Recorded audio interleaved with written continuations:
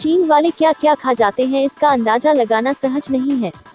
इस समय चीन में फैले कोरोना वायरस का खौफ पूरी दुनिया पर देखा जा रहा है। अकेले चीन में इस वायरस से अभी तक 3 सैकड़ा से अधिक मौतें हो चुकी हैं। कहा जाता है कि चीन की अजीबोगरीब फूड हैबिट्स से ही यह वायरस फैला है। अभी तक आपने चीन के लोगों की फूड हैबिट्स के बारे में कई कहानियां सुनी होंगी। शायद आप ये नहीं जानते कि चीन में जानवरों को जिंदा खाना भी काफी प्रचलन में है। पिछले दिनों सोशल मीडिया पर एक वीडियो वायरल हुआ था, जिसमें एक चीनी नौजवान चूहे के बच्चों को जिंदा खाते नजर आ रहा था। आपको बता दें कि चूहे के नवजात बच्चों की ये डिश चीन में आजकल काफी पॉपुलर है।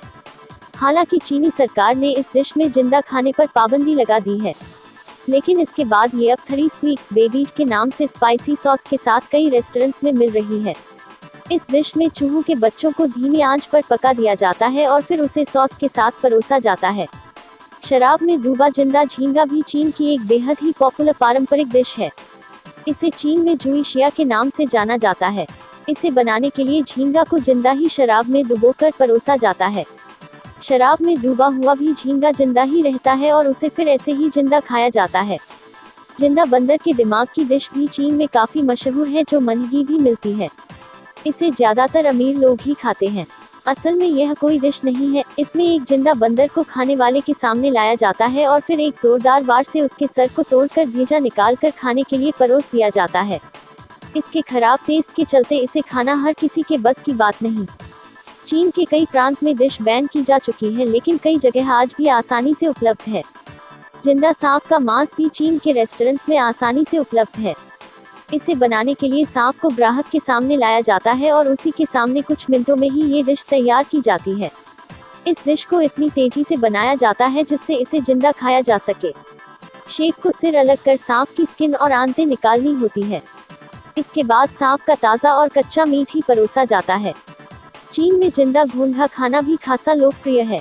कहा जाता है कि ये मरने के बाद घोंघा बहुत तेजी से खराब हो जाते हैं।